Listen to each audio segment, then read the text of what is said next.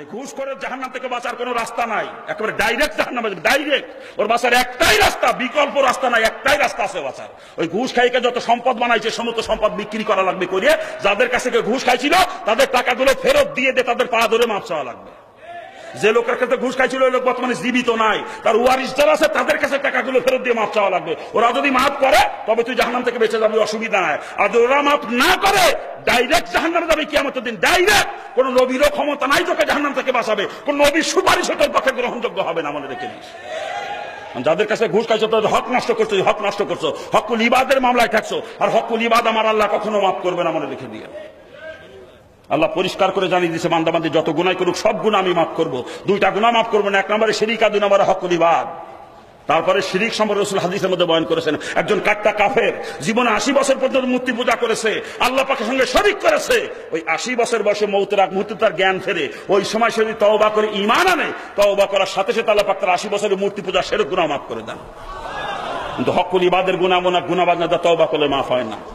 ভুল বলছি, হকুল ইবাদত তওবা করলে মাফ হয়। হকুল ইবাদত তওবা কিন্তু আলাদা। আস্তাগফিরুল্লাহ বলে হকুল ইবাদত তওবা হবে না। হকুল ইবাদত তওবা হচ্ছে যারা হক নষ্ট করেছেন আদায় করে দেওয়া লাগবে। আদায় করার সামর্থ্য যদি না থাকে ওর কাছে মাপ চাইতে হবে, ও যদি মাফ করে আল্লাহ মাফ করবে, এটাই হকুল ইবাদত তওবা। আর ওই বান্দা বান্দি যতক্ষণ পর্যন্ত মাফ না করবে আমার আল্লাহ ততক্ষণ হকুল ইবাদ মাফ করবে না। কথা ঠিক কিনা? কি জোরে বলেন ঠিক কিনা? আর শুধু ঘুষ খেয়ে হক নষ্ট করছে মানুষের তা না, ব্যবসা করতে যে মালের ভিতরে ভেজাল ঢুকায় বিক্রি করেছেন যার কাছে তার হক নষ্ট করেছেন। ওজনে কম বেশি করে যাদের সঙ্গে বেচা কিনা তাদের হক নষ্ট করেছেন। মিথ্যা কথা বলে যার কাছে মাল বিক্রি করেছেন তার হক নষ্ট করেছেন। এগুলো সব হকুল ইবাদ বাজান, সব হকুল ইবাদ এগুলা। যদি জাহান্নাম থেকে বাঁচতে মন চায় এগুলো সংশোধন করেন, দ্রুত সংশোধন করেন, আর না হলে কিয়ামতের ময়দানে নবীও আপনাকে বাঁচাইতে পারবেন। একটা ডাইরেক্ট জাহান্নাম, ডাইরেক্ট।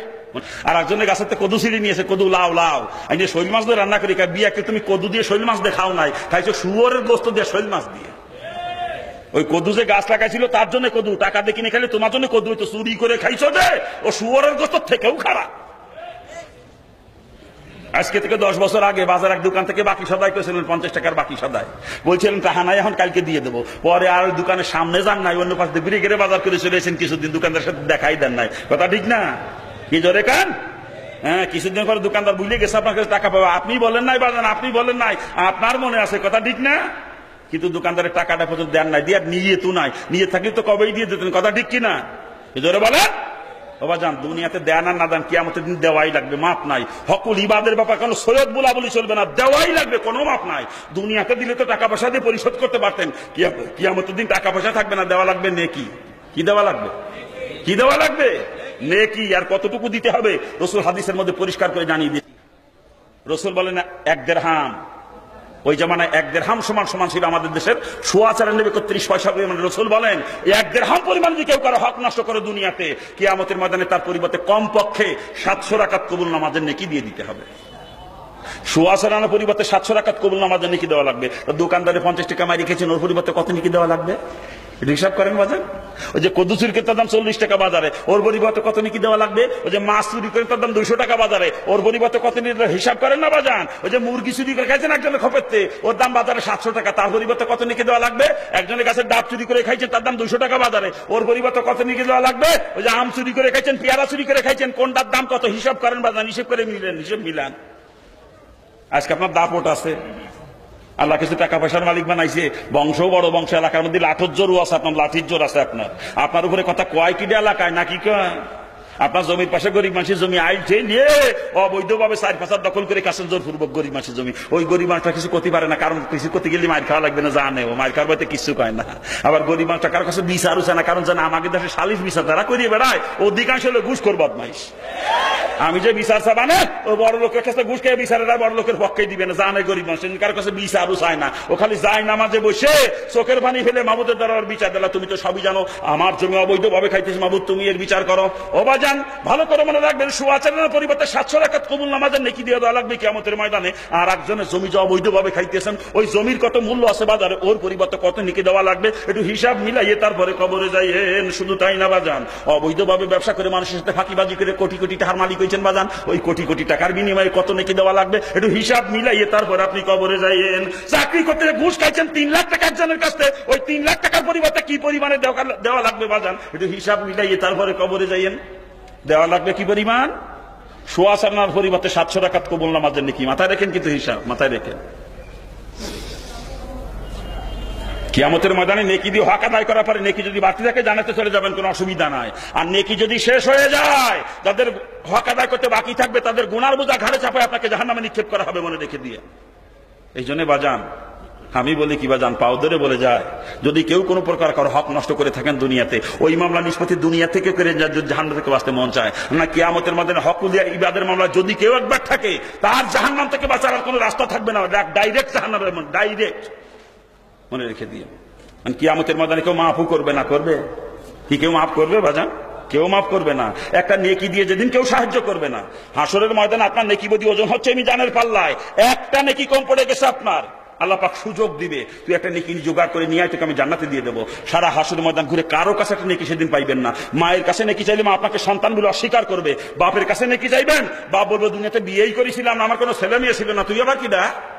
মহব্বতের স্ত্রীর কাছে যাইবেন একটা নেকির জন্য, স্ত্রী স্বামী বলে পরিচয় দিবে না সেদিন, বন্ধু সেদিন আপনাকে চিনবে না, ভাই আপনার কাছেও আসবে না বাজান, মনে রেখেন। এত ভয়াবহ অবস্থা হবে কিয়ামতের দিন। নিজের হিসাব বিকাশ নিয়ে প্রত্যেকে এত ব্যতিব্যস্ত হয়ে পড়বে, কারোর দিকে তাকানোর সুযোগ পর্যন্ত পাবে না। যেদিন নবীরা পর্যন্ত নাজাতের চিন্তায় পেরেশান হয়ে ইয়া নাফসে নাফসি করতে শুরু করবে, নবীরা পর্যন্ত।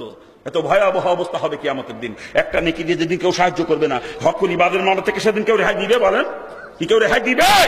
এই জন্য বাজান পাও ধরে বলে যাচ্ছি, যদি কোনো প্রকার কারো হক নষ্ট করেই থাকেন, ওই মামলা নিষ্পত্তি দুনিয়া থেকে করে যান, জাহান্নাম থেকে বাঁচতে যদি মন চায় দুনিয়া থেকে করে যাইয়েন। না কিয়ামতের মধ্যে হকুল ইবাদের মামলা ঠেকছেন কিনা আপনি জাহান্নামী, যে ঠেকছেন কিনা। 3টা কাজের দ্বারা মানুষের সমস্ত গুনাহ মাফ হয়ে যায়, কিন্তু হকুল ইবাদ মাফ হয় না। হকুল ইবাদ মাফ হওয়ার জন্য শর্ত, যার হক নষ্ট করছি সে মাফ করা লাগবে, তার আগ পর্যন্ত না। কথা ঠিক কিনা? এজন্য বলে 3টা কাজের ভিতরে 1 নাম্বার কাজ, যদি কোন ধর্ম থেকে ইসলামে দীক্ষিত হয়, আল্লাহ পাক তার পিছনের সমস্ত গুনাহ মাফ করে দেন, হকুল ইবাদ মাফ হয় না।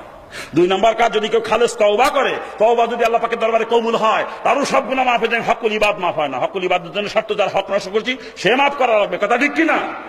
3 নাম্বার কাজ, যদি কেউ হজ করে, তার হজ যদি কবুল হয়, আল্লাহ পাক তারও পিছনে সব গুনাহ মাফ করে, হকুল ইবাদ মাফ হয় না।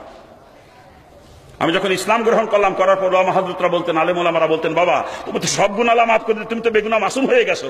খুব খুশি লাগতো মনে মনে, আল্লাহ আমার মাফ করে, সব গুনাহ মাফ করে দিয়েছে আল্লাহ আমারা, খুব খুশি লাগতো মনে মনে। কিন্তু পরবর্তীতে কোরআন হাদিস পড়তে পড়তে যখন বুঝতে পারলাম হকুল ইবাদ তো মাফ হয় নাই, হকুল ইবাদ মাফ হওয়ার জন্য শর্ত, যার হক নষ্ট করছি সে মাফ করা লাগবে।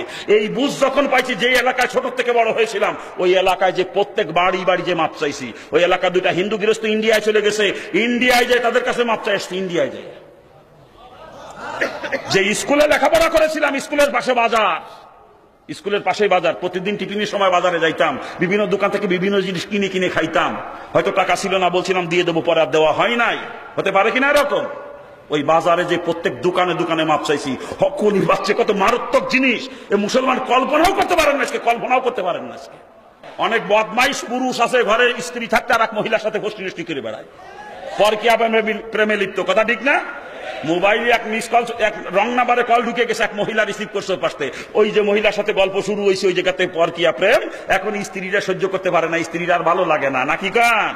ওই বদমাইশের স্ত্রী হক নষ্ট করতেছে কিয়ামতের ময়দানে, ওর নাকি স্ত্রী জান্নাতে যাবে, আর ওই বদমাইশ ওর স্ত্রীর গুনাহ নিয়ে জাহান্নামে চলে যাবে, মনে রেখে দিয়ে।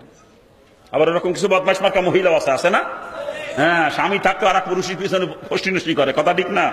পরকীয়া প্রেমে লিপ্ত। কথা ঠিক কিনা? জোরে বলেন ঠিক কিনা? আরে মোবাইল আসার পরে এটা বাড়িছে সব থেকে বেশি পরকীয়া, নাকি কন? একবার কোন জায়গায় ঢুকলি, আয় রং নাম্বারে কল ঢুকলি, আস্তে আস্তে সম্পর্ক হয়ে যায়, হয়ে শেষকালে সংসারও ভাঙে, অনেক সংসার ভাঙছে ভাবে। কথা ঠিক না? জোরে বলেন ঠিক কিনা? যেই বদমাইশ মহিলা স্বামী থাকতে আর পুরুষের পিছনে ফষ্টি নষ্টি করে, ওই বদমাইশ মহিলা জাহান্নামী।